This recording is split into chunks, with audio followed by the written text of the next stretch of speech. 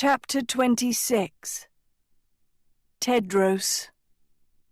Questions of a King. "This meeting will come to order," Tedros declared, standing in front of the captain's wheel of the Igraine as it flew through the pink and purple dawn sky.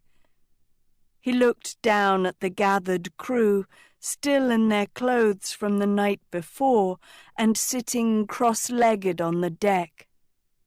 "I won't waste words.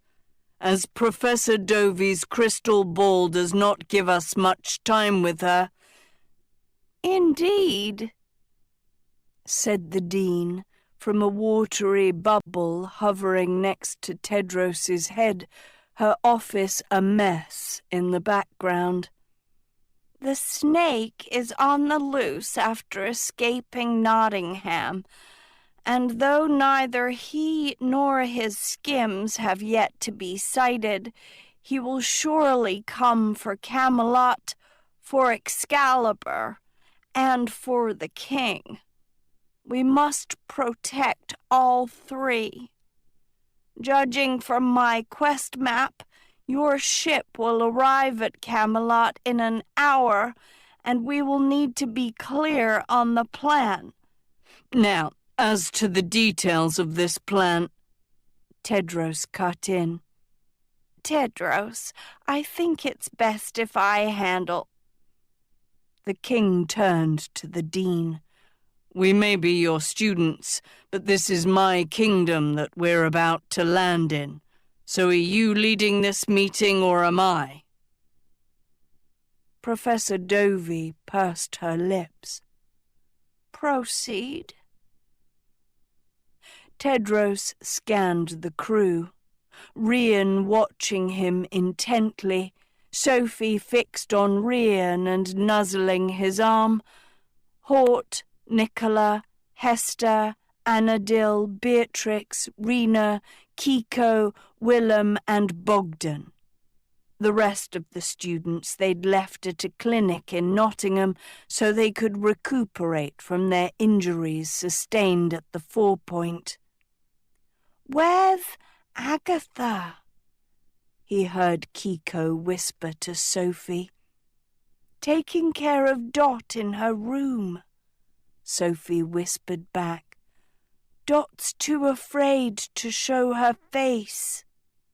"She should be," Hort grumbled. "First of all, this is not Dot's fault," Tedros admonished the group. "The boy named Kay of Foxwood arrived in Sherwood Forest just a few days ago, hounding Robin for a chance to join his merry men.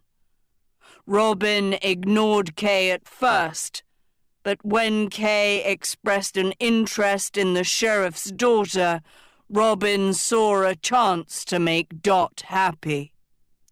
He told Kay to take Dot on a date she'd remember, and then maybe he'd consider him for his men. Little did he know Kay was in league with the snake the whole time. So please, what happened last night was an accident. Be kind to Dot." "Challenging," groused Hester. "Impossible, honestly," Anadil mumbled, rats grumbling too. "As soon as we land in Camelot, we'll divide into 2 teams to fight the snake." Tedros forged on. "One team will be with me and Agatha at Camelot Castle. The other team will be with Rian and Sophie in Camelot City." "I told you he wouldn't let me in the castle," Sophie murmured to Rian. Tedros ignored her. "My team will be responsible for securing the royal grounds. You will work with Agatha and me to fortify the towers, protect Excalibur, and lay traps for the snake's army." Rian's team will be responsible for helping my mother and our ever and never allies to recruit an army to fight the snakes. Professor Dovey has been in touch with Guinevere." Tedros's face changed. He looked up at the dean in her bubble. "And she's, aware of everything that happened last night?" Professor Dovey paused. "Yes, she is." Tedros swallowed, lost in thought. The good dean quickly took over. "Ever since the 4-point, Guinevere has led Camelot's allies in building a unified army of good and evil. Recruitment is currently taking place in Maker's Market, the main thoroughfare of Camelot City. Rian's team will join this effort and conduct loyalty tests to ensure none of the snake's allies make it into our ranks, like Kay of Foxwood did." Kay's name snapped Tedros out of his daze. He glanced at the dean, thankful she'd stepped in, his stomach still queasy at the thought of his mother learning that Lance was dead. Yet, as he studied Dovey closer, the dean looked haggard, as if she hadn't been sleeping. "Those working on Rian's team must be cautious, for the snake's minions may have already seeped into Camelot City," the good dean was saying, stifling a cough. "But before the king assigns you to your teams, I have a few questions for our new knight." Her eyes locked on Rian. "At your service, Professor Dovey," said the copper-haired boy, immediately rising to his feet. "What kingdom are you from, Rian?" she asked. "Foxwood." "Your parents' names?" "Levia and Rosamond. My father is deceased."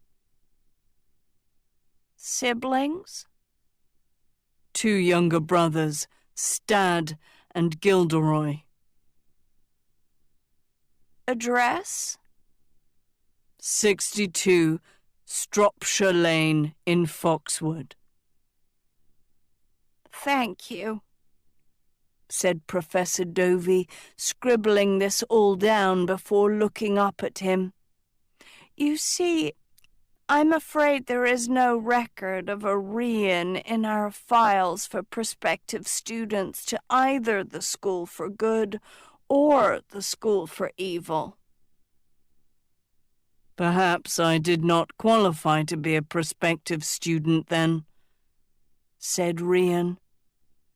"All children in the woods and woods beyond, between the ages of 12 and 15, qualify to be prospective students, and thus have a file at the school," Professor Dovey clipped. "Then it must be an oversight, surely," said Rian, scratching his stubble.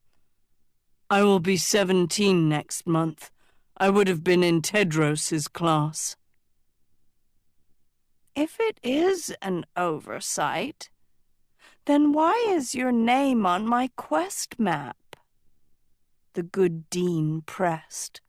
"Why is your name recognized by the Storian?" "Because the Storian made a mistake by not including him in our class and now is atoning for it," Sophie snapped, standing up next to her knight. "I understand your reservations, Professor Dovey. I would have the same ones," said Rian, his attention still on the dean. "I've come to serve Camelot, to protect its king.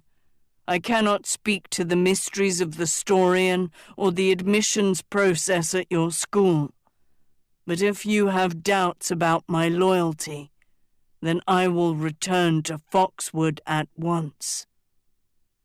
"No one has doubts about your loyalty," said Tedros, glaring at Dovey. "Doubts about your loyalty? No," said the dean. "In reporting this fairy tale as it unfolds, the Storian has showed me what kind of knight you are, Rian. You've saved Tedros's life. You've saved all my students' lives, along with numerous kingdoms under threat, from Foxwood to Mahadeva to Nottingham. Your loyalty to Tedros, to his friends, and to good is unquestioned. What I question is why this loyalty has not come to my attention before now. But perhaps that is something that only the Storian and our previous schoolmaster have the answers to, and unfortunately, neither is capable of giving them. One last question, however." She peered into Rian's eyes. "About your intentions towards Sophie." "Oh, for God's sake, Clarissa!" Sophie scorched. "Let me answer," Rian said firmly. "Go on, Professor." Professor Dovey gave him a keen once-over. "Do you find it strange for a knight of good to take a dean of evil as his lady?" "No more strange than a princess of good like Agatha to have a dean of evil like Sophie as her best friend. Or a dean of good like you to have had a dean of evil like Lady Lesso as your best friend," Rian answered. "Good and evil are no longer as irreconcilable in our world as they once were. Something we have to give Sophie quite a bit of credit for. But to be perfectly honest, I wouldn't have wanted the Sophie that came to your school her first year. That Sophie was evil in the most self-serving way. There was little to attract someone like me who wants to do good in this world. But I don't see that Sophie anymore. Her soul may still skew toward evil, but now her evil serves the greater good. It's what I most admire about her. She can change people's minds. She knows how to lead. I think we can all agree on that, Professor. Even more, I think we can all say that she deserves to find real love. Wouldn't you?"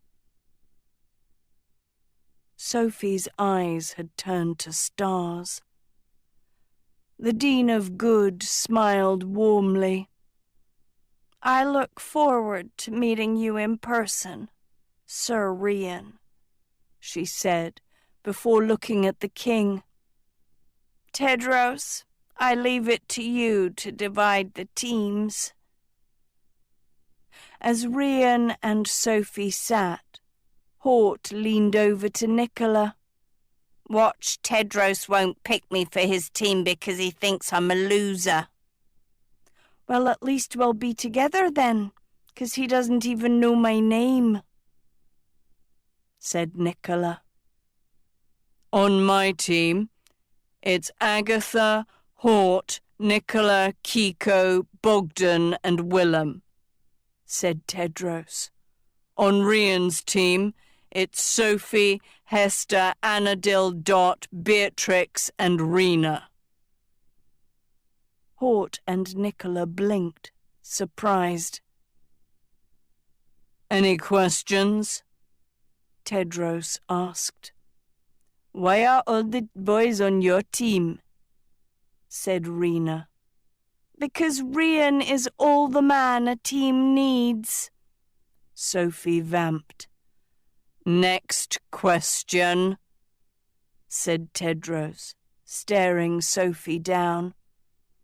How big is the snake's army? Said Beatrix. We don't know, said Tedros, but judging from the chaos he caused across the woods and his ability to pay for loyalty, we can expect a sizable force.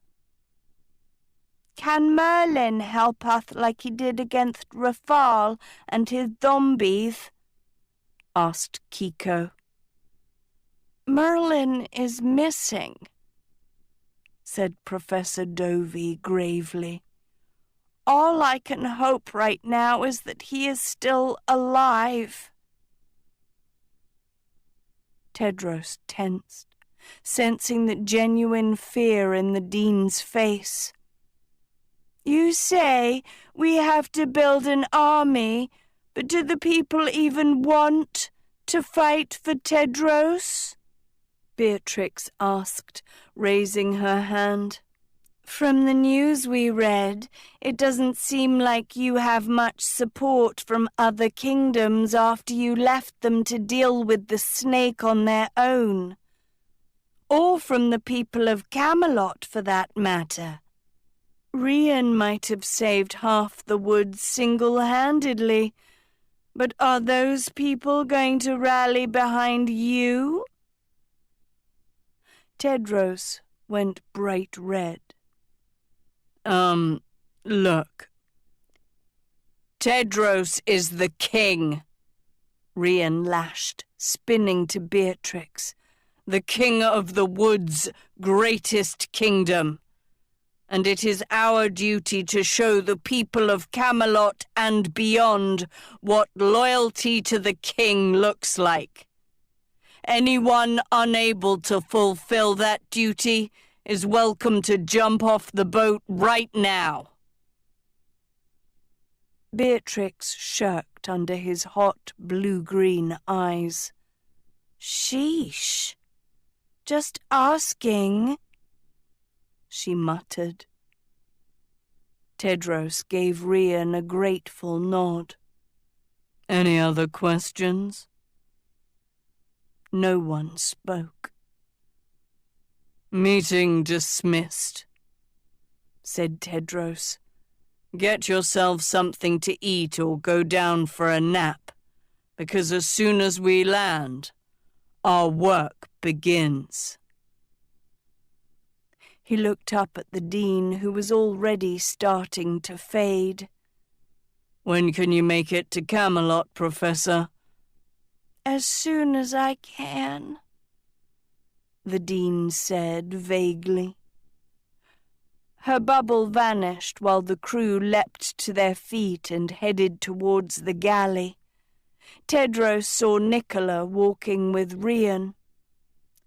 Sophie was asking whether you have any psycho ex-girlfriends from school she should worry about, said Nicola. Given I went to a school for boys, psycho ex-girlfriends aren't a problem. Rian laughed. Anything else she's concerned about?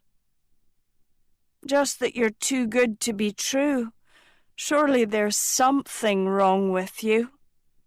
I bite my nails, snore if I eat too close to bedtime, have a birthmark on my bum, and can be a bit temperamental. Real deal breakers, said Nicola, smirking. Tedros made a face.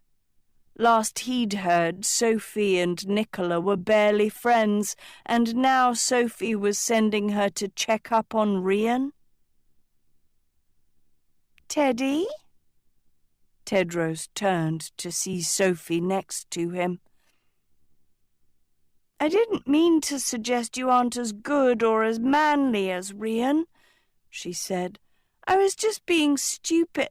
I know, Sophie. She touched his shoulder. Will you be okay? The way she left her hand there, Tedros knew this had nothing to do with what she'd said about Rian, and everything to do with his having to face his mother soon. I have to be, he said. I know you and I have had our issues, but I'm here for you, said Sophie, quiet and heartfelt. Please know I mean that. Their eyes met, and for a moment Tedros forgot everything that had happened between them. He cleared his throat. I better go check on Agatha, he said, heading towards the galley. Tedros paused. Sophie? He turned to her. Rian's my knight. He saved our quests. He saved ever and never kingdoms from the snake. You don't have to hunt for flaws or dig up dirt on him, he said. Sophie stared at him quizzically. I know that, she said. Since when do you give me love advice? Tedros smiled. Since I started believing in perfect endings. Then he hustled inside, leaving Sophie wide-eyed behind him. By the time Tedros took a bath and had his turn at the enchanted pot, he asked it for meatloaf and broccoli, and it had given him pancakes instead. The Igraine was starting its descent towards Camelot. Hair wet, mouth full, he knocked on Dot's door. Agatha peeked out. I'll meet you on deck in a minute, she whispered. Starboard deck where we can be alone, said Tedros. Agatha nodded and closed the door. Tedros could hear Dot's muffled wails.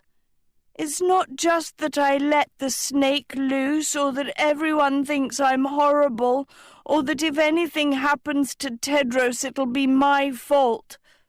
The worst part is, I'll never kiss a boy again.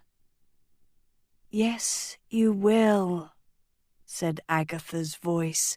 You'll get over this. That's not what I mean. I mean, what other boy will ever kiss me? Kay was my first kiss, and he only kissed me because he wanted to get my keys. Dot, love is more than finding a boy to kiss. You only say that 'cause you get to kiss Tedros all day long. And we still have our problems, like everyone else, said Agatha patiently. But if it'll make you feel better, you're welcome to kiss Tedros as much as you like. Tedros sighed. As he waited in the starboard corridor, elbows on a railing, he watched the sky turn grey, dark clouds spiraling around the ship. Tedros tried to steel himself, preparing for the war ahead, but he could feel a current of nausea underneath his forced calm. Everything about the snake terrified him. His ruthlessness, his coldness, the way he'd slashed Lance without mercy. But it was more than that. Rafal was evil, but evil in a way that Tedros understood. Rafal wanted Sophie. Rafal wanted a love so evil it would destroy good forever. But what did this snake want? To rule Camelot? Why? Is that what he was really after? Or was the snake after something more? What scared Tedros the most was that he still didn't know the answer. The ship broke through a wall of clouds, giving him his first view of Camelot City. The king's eyes bulged. Massive lines of people streamed through Maker's Market. It looked like some kind of holiday parade, with men, women, children, and Mogriffs packing every street. But as Tedros tracked the lines, he saw where they led. The gates of Camelot Park, where huge signs flashed, "Army Recruitment Evers" and "Army Recruitment Nevers." The moment the crowd caught sight of the Igraine above, they let out a roaring cheer as the ship zipped past the city and out over the savage sea, curving back around towards Camelot Castle and the royal docks. "Further proof that no one should ever listen to Beatrix," said a comforting voice. Agatha nestled up to him. "Because from what I just saw, the people are certainly on your side." In times of crisis, the woods needs a leader, said Tedros. Maybe they finally realized that no matter how many mistakes I make, I will always be there to protect them and fight for them and put my life on the line for them, just like my father. Or they're afraid the snake's going to kill them and you're their only hope, smiled Agatha. That too, said Tedros. Though, according to the snake, he's actually the lion and you're the snake, said Agatha. What? When he captured us in Jaunt Jolie, he had a Storian of his own, a fake Storian, that tells the fairy tales from his point of view. And in his version of the story, he's the lion and rightful king, and you're the usurping snake. He claims all of this will only end when everything we think is true is proven untrue. Tedros thought about this. So, when lies become truth, and truth becomes lies? Which is impossible, because the woods knows this snake now. They will never confuse him for a lion, said Agatha. He's the villain of this story, and you're their hero. That's why they're cheering for you.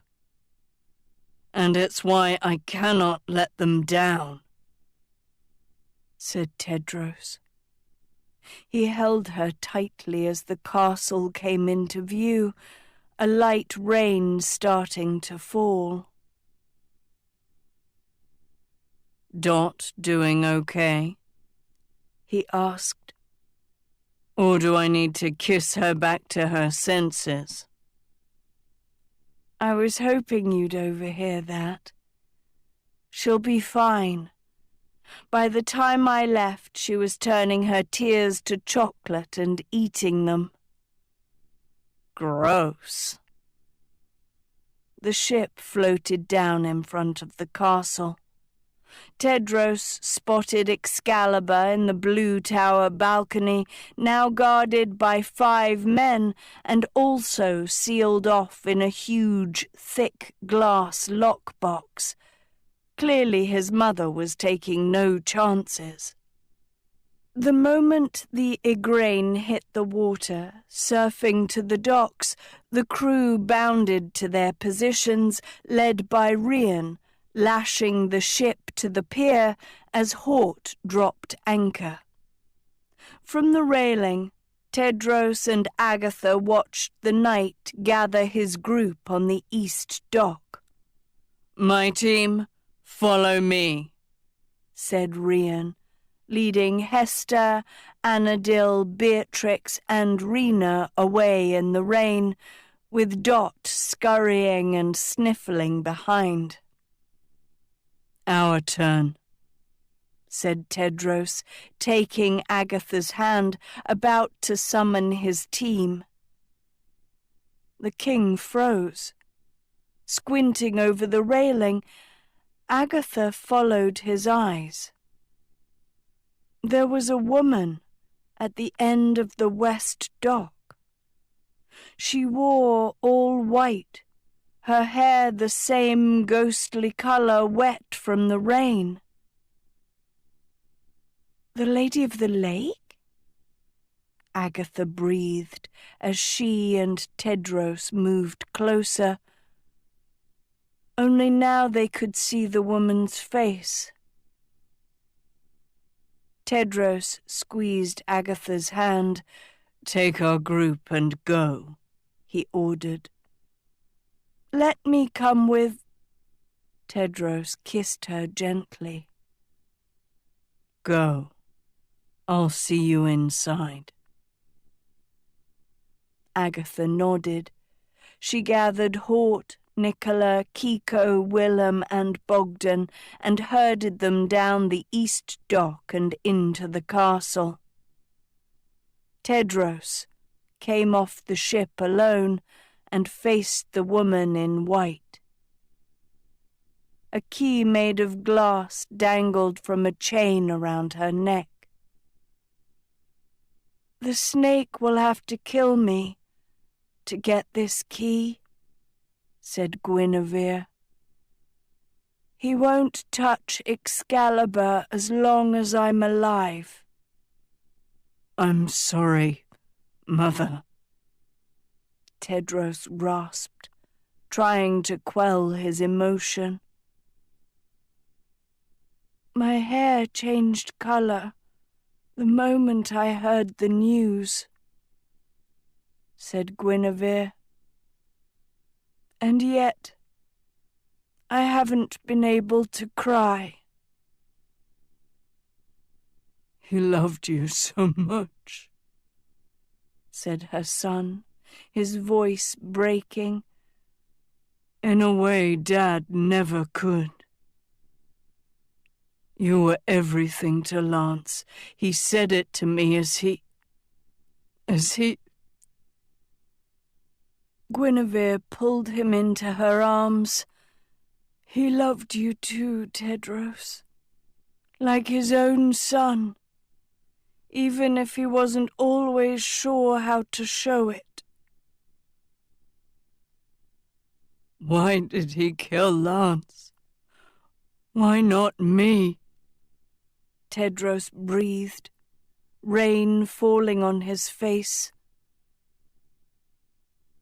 "Remember what Merlin said," his mother whispered. "He wants to break you, to take away everything you love so you'll be too weak to fight back. But you have to fight back, Tedros. You have to stay strong. Both of us do." She tilted his chin towards her. Tedros looked into his mother's fiery eyes. "We can't let that monster win," said Guinevere. Tedros swept through the white tower, his crown back on his head, peering at a map of the castle grounds in one hand and a ledger accounting for all of Camelot's weapons in the other. He crossed through the staff dining hall, now turned into a war room, where Chef Silkemer and her cooks were filling giant barrels with cooking oil. "How many barrels, Silkemer?" Tedros asked without stopping. 64, sire. And they'll detonate easily? At first flame, sire. The young king strode out of the hall and saw Hort in the corridor, helplessly surrounded by heaps of broken and rusted weapons. Maces, spears, axes, swords. "This is a holy mess," said Hort. "Which is why I wanted a Hort on my team to fix it," said Tedros. "Aye, aye, sir," said Hort. Tedros veered into the next hall, where Kiko was standing with a beefy, shirtless guard amidst piles of mismatched pieces of armor that Kiko was trying to fit back together. Tedros raised his brows. "I told him that if I could watch him put the armor on, then maybe I'd see how it all goes," Kiko defended.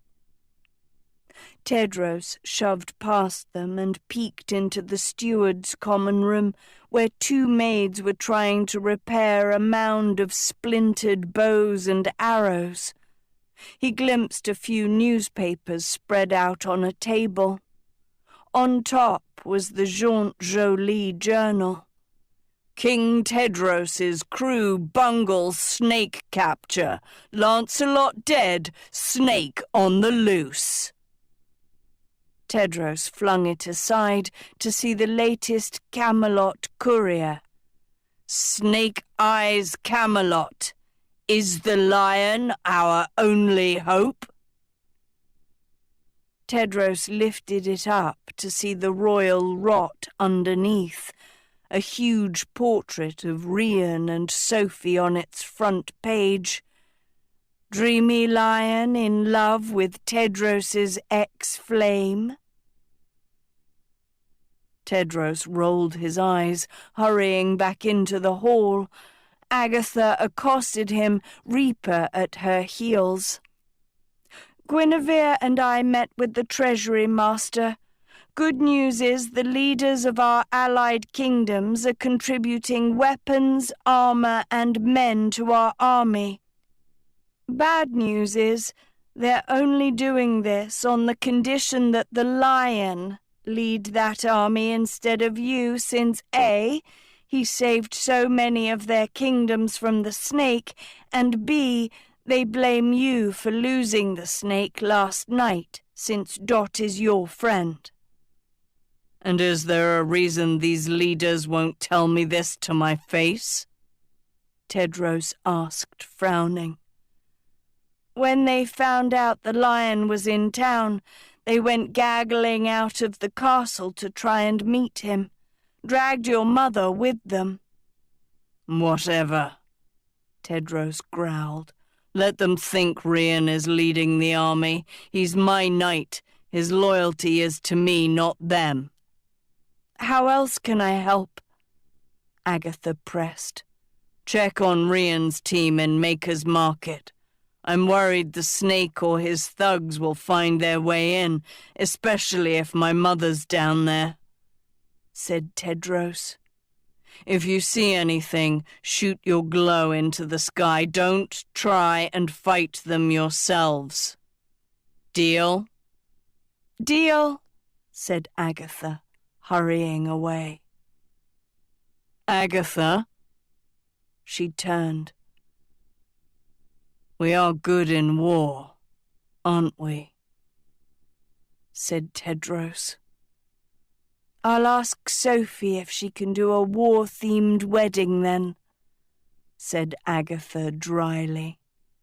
They split in opposite directions, with Tedros heading down a hall, searching for the remainder of his team.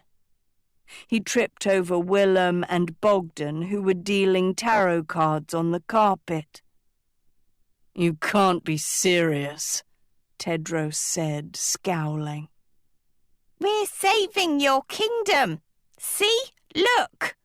Bogdan peeped, holding up a 5 of wands. Be wary of gifts. "If I'd known I'd get stuck with 2 astrology-obsessed monkeys, I would have put you on Rian's team." "Tarot cards aren't astrology," said Willem.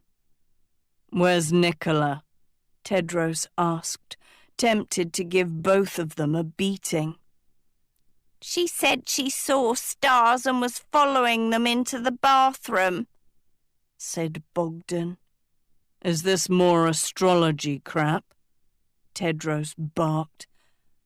"No, she literally found stars in the hallway and was following them into the bathroom next to Lady Grimlane's old room," said Willem, his eyes still on the cards. Definitely be wary of gifts." Tedros had no clue what Willem was talking about, but he couldn't deal with these 2 nitwits anymore, nor did he want a random first year hovering around his father's old guest room. He hastened through the 2nd floor towards the bathroom. Tedros stopped short. A white star glowed on the carpet in front of him. Merlin's white star. Tedros lifted his eyes. More stars lined the hallway, leading up to the closed bathroom door. Tedros knocked on it. "Nicola?" No answer. He turned the knob. "Nicola, you in here?" The bathroom was empty. The opposing doors to Lady Grimlane's room and the guest room both shut. But the trail of stars continued, tracking right to the edge of the guest room door. Tedros pulled it open, revealing the dim, airless chamber. Nicola wasn't inside. More lit stars dotted the carpet like breadcrumbs, pointing to the bed in the corner. He followed them until he was standing over the mattress, where a single star lay on top of its sheets, blinking with white light. Tedros waited for something to happen. The star kept flashing at him. Instinctively, the young king found himself climbing into the stiff bed and sliding under the stale beige sheets. Except the sheets felt oddly thicker than they looked, layered underneath with a heavy blanket that felt soft against Tedros's skin, made of some kind of wool or velvet. Tedros's heart jumped. He yanked the blanket over his head, seeing the glint of silver-sewn stars in the darkness. The next thing he knew, he was falling. As he crawled across the cloud, he saw Merlin seated next to Nicola at its edge, framed against the purple sky, the wizard and first year sharing a chocolate chunk cookie. Nicola had Merlin's hat in her hand and was petting it like a dog, the hat purring softly under her palm. "Yes, don't worry, Professor Dovey knows I'm alive," the wizard was telling her, "or she will soon at least. I've sent her a note ordering her to remain at school and let Tedros handle affairs at Camelot. After what happened to Lancelot, I don't want Clarissa to put herself in harm's way, especially when she isn't at her best. Is she ill? Tedros asked. Merlin turned and saw the young king. No, she's not ill, said the wizard. Nicola and I were having a nice chat. She happened to come across the trail I left for you, and being a clever little reader, she found her way to me first. Merlin saw Tedros's blank expression. I'm assuming you two know each other? Yeah, said Nicola. Not really, said Tedros at the same time. I see, said Merlin. Can we talk alone? Tedros pressed the wizard. Don't mind me. I'm just on your team, said Nicola, standing up. Sorry if I don't have time for pleasantries. I'm trying to keep all of us alive. Tedros retorted. So am I, but whatever. The first year mumbled. Everyone else is different in real life than they are in books, but you're pretty much spot on. She returned the hat to the wizard. I'll see you soon, Merlin. How am I in books? Said Tedros, frowning. Nicola threw him a glance. High-handed and over-emotional. Merlin's hat whistled.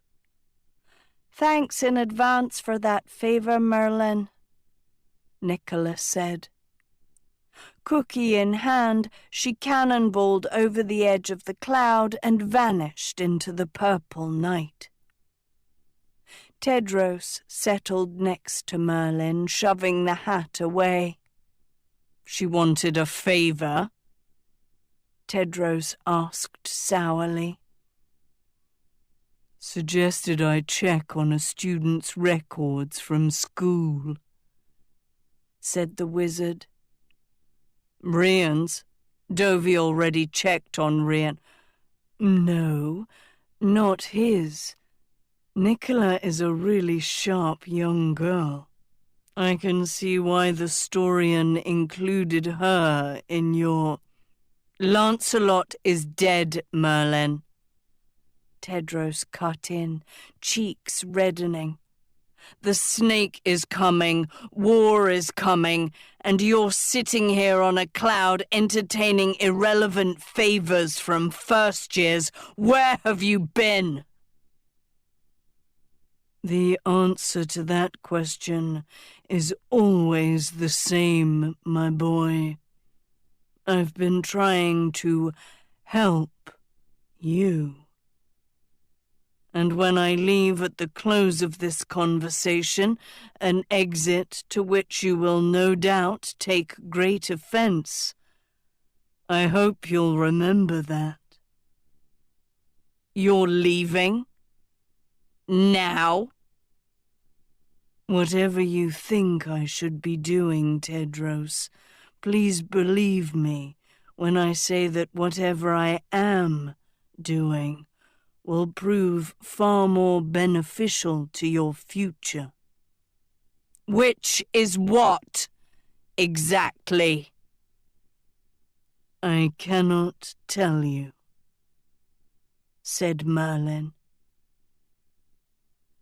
Tedros let out a roar which resounded through the celestium, then faded to silence.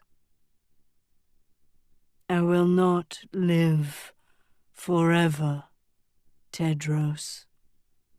There is still a bounty on my head, nor am I immortal or extending my life with leprechaun blood, regardless of what those peons at the Royal Rot write," said Merlin.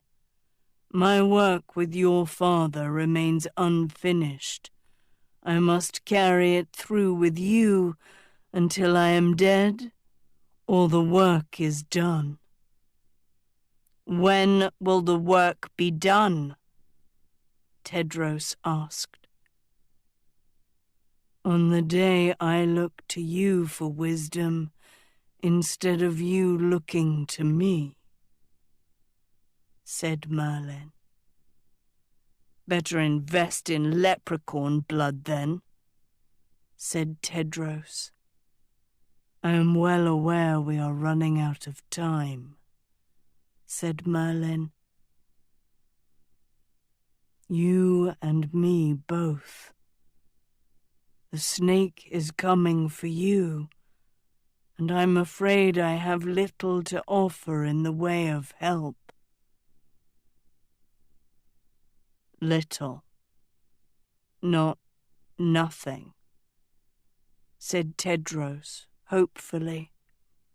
"Indeed. On the way here, I stopped in Avalon to see the Lady of the Lake." Tedros straightened. "Did she really give up her powers for the snake? Did she really kiss him?" "She wouldn't see me, which makes me think she did," Merlin replied.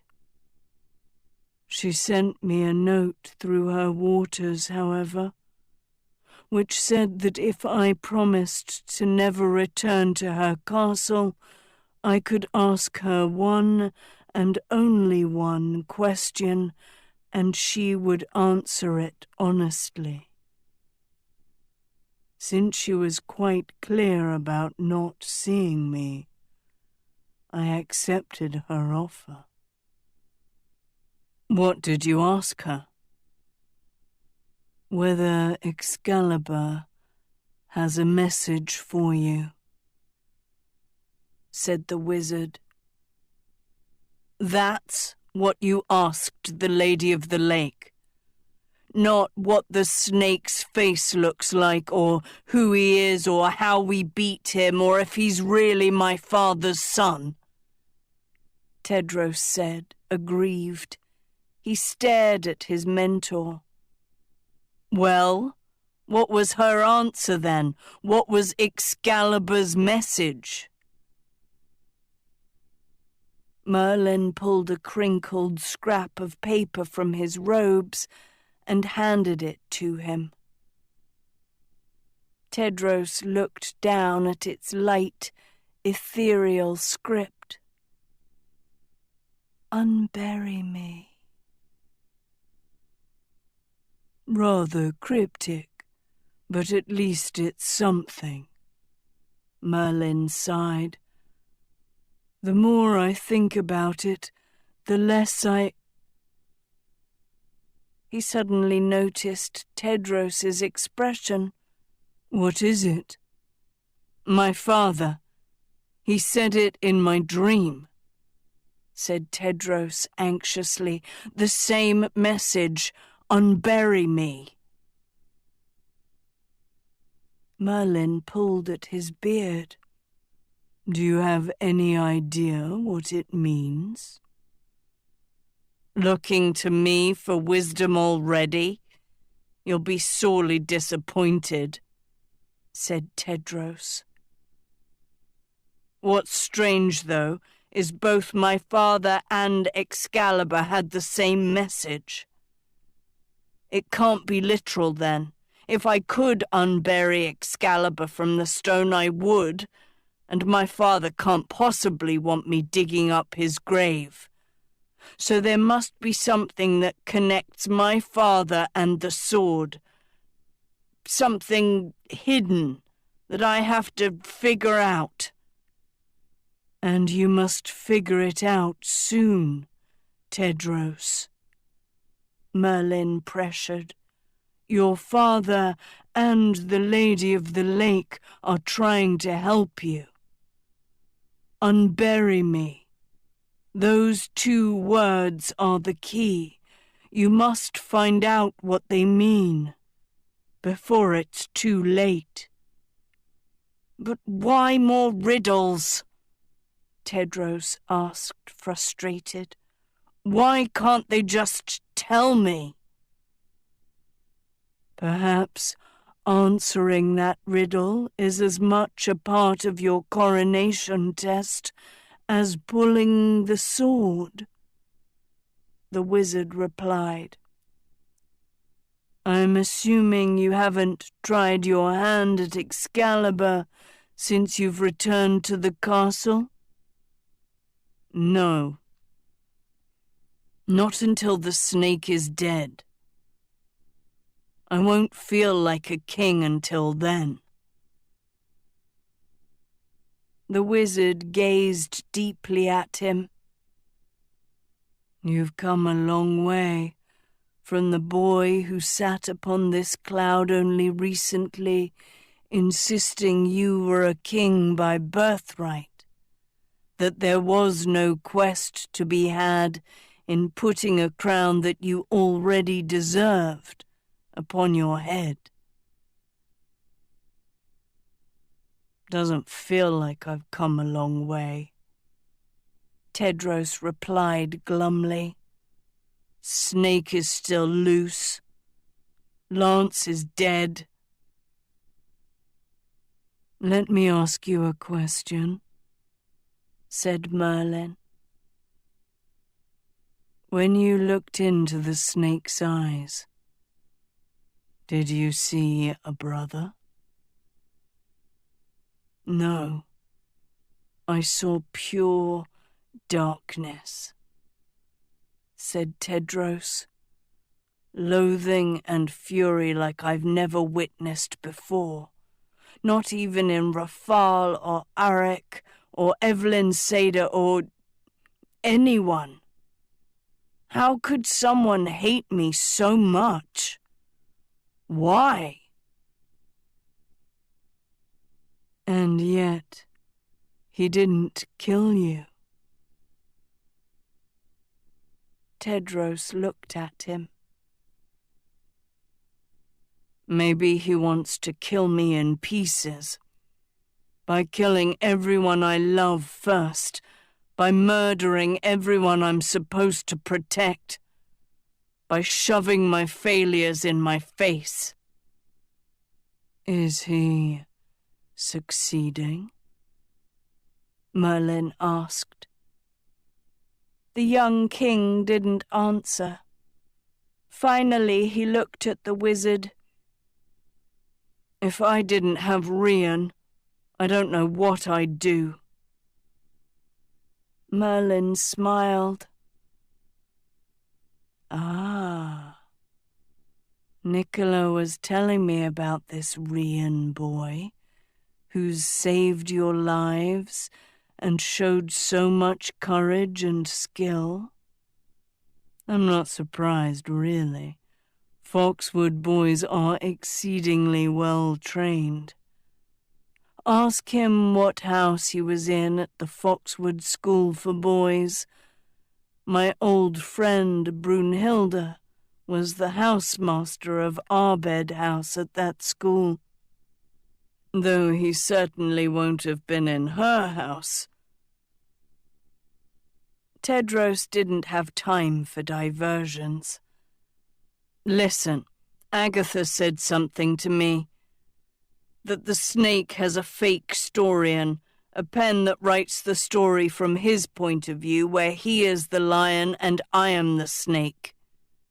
The snake said our ever after isn't real, that our fairy tale wouldn't really end until everything that is true becomes untrue. But that's impossible. No one would believe I'm the snake and he's the lion. Not after what he's done. Merlin considered this. If there's one thing I've learned in my long life, It's that every villain thinks they're the hero of their own story. And yet it's curious that the snake focuses on undoing the truth as his ultimate goal. That's the lesson of the lion and the snake, after all. What do you mean? Think about the original tale. The snake said that under his reign the eagle would be free from his rule. Meanwhile, the lion said that under his reign the eagle would have to obey him. So the eagle naturally chooses the snake to be king, said Merlin. The snake believes he's told the eagle the truth. He didn't try to subject him to his rule after all. He only tried to kill him. The lion, on the other hand, believes the snake has told a lie. For how could the eagle be free if the snake tried to murder it the very same night? So what's the true moral of the tale? Both the lion and the snake believe they are king. Both lay claim to the truth. It just depends on who is telling the story. And it appears the snake in your fairy tale thinks his version is as right and as true as yours. Only he forgets there is a third party in the story. A third party whose loyalty decides the fate of the king. A third party who can make all the difference between who lives and who dies at the end of this fairy tale. The eagle, said Tedros. And as the lion, you found your eagle in Rian. A knight standing by the rightful king, said Merlin. Which leaves us with one question that you would do well to consider while I'm gone. The snake thinks he's the lion, right? The wizard locked eyes with Tedros. So who's his eagle? He swept the cloud from under Tedros like a cape, and the young king went tumbling down into the stars. Who's his eagle? Who's his eagle? Tedros murmured. Who's the snake's eagle? Tedros? His eyes fluttered open. It's me. He stirred in bed to see Agatha at the door of the guest room. What time is it? He said, jolting upright. They're about to serve lunch, she said. Tedros sighed with relief. I've only been asleep a little while then. He noticed the purple cape was gone from beneath the sheets. He looked up at Agatha. I was with Merlin in the Celestium. He'd visited the Lady of the... He suddenly noticed his princess's face, tense and unsettled. What is it? I just got back from Maker's Market, she said evenly. And? I think you should come and make sure you're happy with how army recruitment's going. Tedros frowned. But Rian's there. He should be handling it. He is handling it, said Agatha. "I just think you should—" Nicola barreled through the door. "The snake!" she gasped.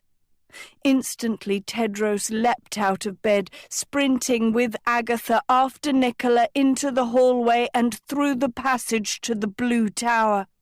They rushed into the dining room, past the full lunch spread to the balcony, where all of Tedros's team and the maids and cooks were pressed against the stone rail, staring up into the dark, storming sky. Green skims flew over Camelot, forming a giant phantom snake like a beacon, its head rearing through dark clouds. Screams resounded from the city and market, where the people could see it too. The snake glowed like lightning. "Tonight," it hissed, echoing across the realm. "Midnight." Then it broke into 1,000 eels and went screaming into the rain.